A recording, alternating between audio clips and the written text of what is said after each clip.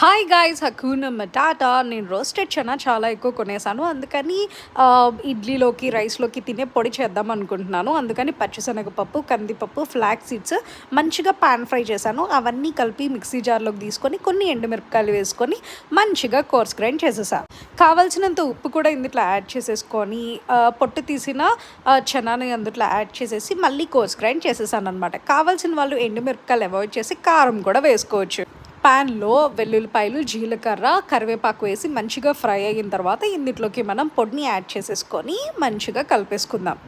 నార్మల్గా నేను ఇట్లా పొడి రైస్తో పాటు, ఇడ్లీతో పాటు తినేటప్పుడు డైరెక్ట్గా నోట్లో పెట్టుకున్నప్పుడు అది పొడి దగ్గులాగా వచ్చేస్తుందనమాట. ఆ దగ్గుని అవాయిడ్ చేయాలంటే ముందే మనం ఇట్లా ఆయిల్ ఆర్ గీలో ఇట్లా పాన్ ఫ్రై చేసేసుకుందాం. కావాల్సిన వాళ్ళు గీతో కూడా చేయొచ్చు. నేనైతే ఆవ నూనె వేశాను. అయితే ఫ్లాక్స్ సీడ్స్ నేను సలాడ్స్‌లో తినేదాన్ని. నార్మల్‌గా తినాలంటే నట్స్‌తో పాటు నా వల్ల కాదు. ఫ్లాక్స్ సీడ్స్ ఒకలాంటి స్మెల్ వస్తది.